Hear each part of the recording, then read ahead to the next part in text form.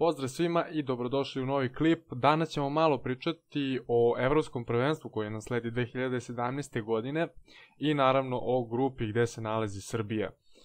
Srbija je upala nakon žreba, naravno, inače bila je u prvom šeširu, upala je u grupu D sa Turskom, Rusijom, Letonijom, Belgijom i Velikom Britanijom.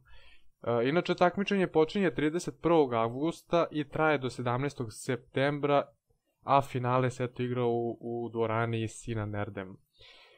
Zanimljivo recimo da će grupa A i B, to jest na ovom takmičenju grupa A i B su definitivno najteže grupe i Srbija je definitivno imala sreće što nije tu upala.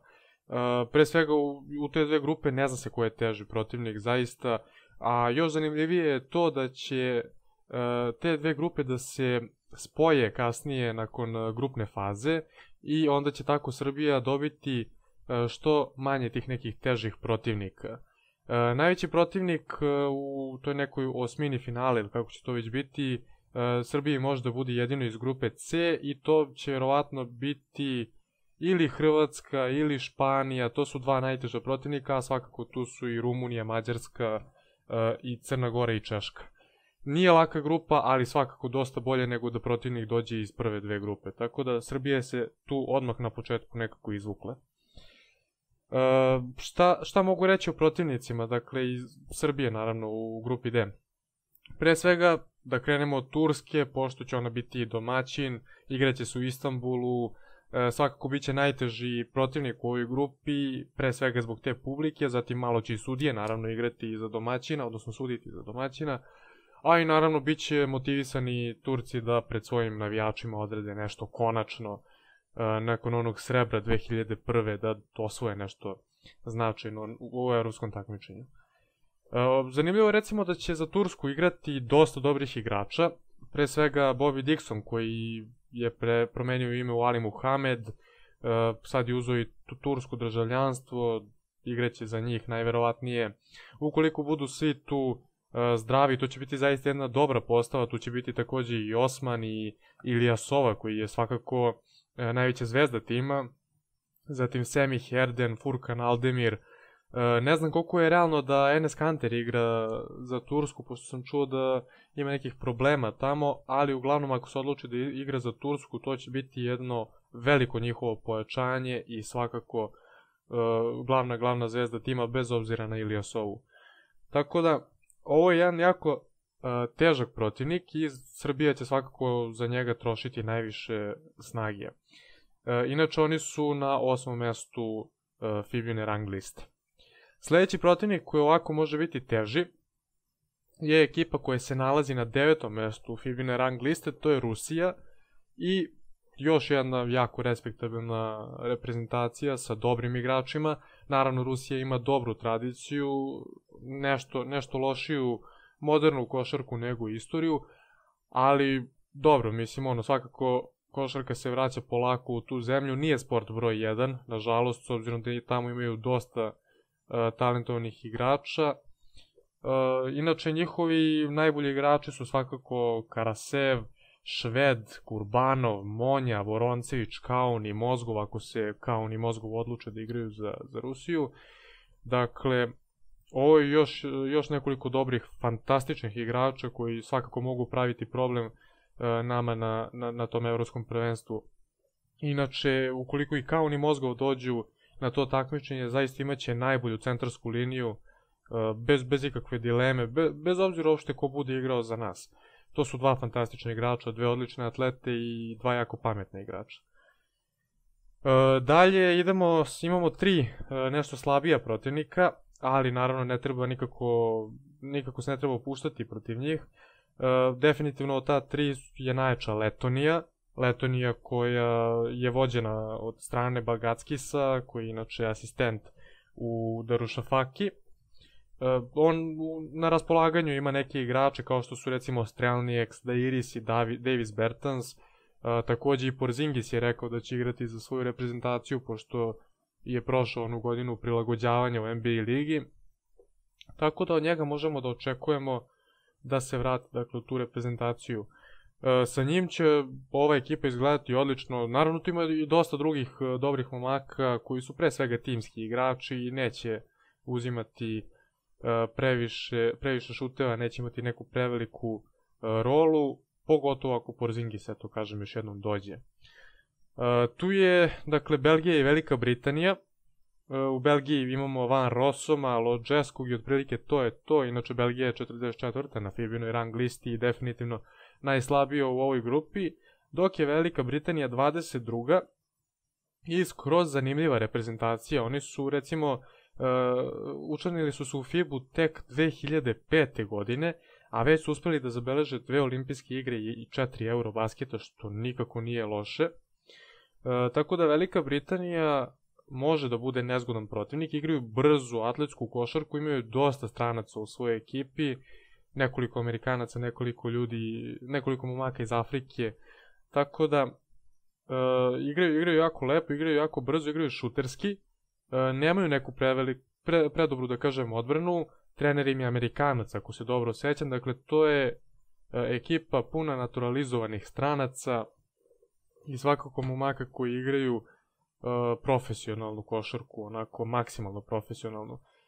Biće zanimljivo ukoliko uz njih bude bio momak koji sebe naziva navijačom Arsenala, Luol Deng. Zaista biće zanimljivo ako on bude bio u toj reprezentaciji, svakako to će onda biti mnogo teži protivnik, ali pitanje je koliko on želi zapravo da igra za Britaniju. No vidjet ćemo, svakako sve je to zanimljivo. Luol Deng inače jako dobar igrač koji u karijeri igrao za Chicago Bulls-e, evo sad igra za Lakers-e. Dakle, neko ko zaista može da napravi problem svima, jedan jako iskusan momak koji je to u NBA ligi od 2003-2004, ako se dobro sećam.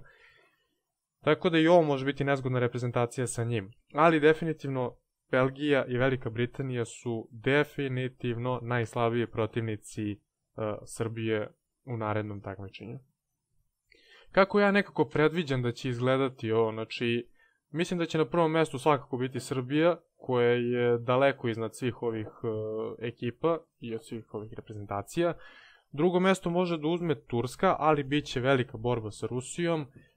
Dakle, drugo i treće mesto Turska i Rusija. Četvrto mesto vidjet ćemo, ako dođe Deng, definitivno može Velika Britanija. Ako ne dođe, mislim da Letonija apsolutno uzima to četvrto mesto. I onda naravno posljednja dva mesta Belgija i, kažem, ako ne dođe Deng, Velika Britanija.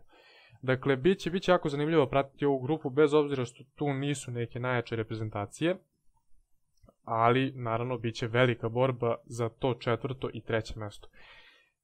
Svi žele da izbegnu pre svega Španiju, Španija koja će verovatno biti prva u svojoj grupi i koja će najverovatnije ići na četvrtog iz ove grupe, tako da treće mesto za svakog bi bilo odlična kombinacija, odlična stvar.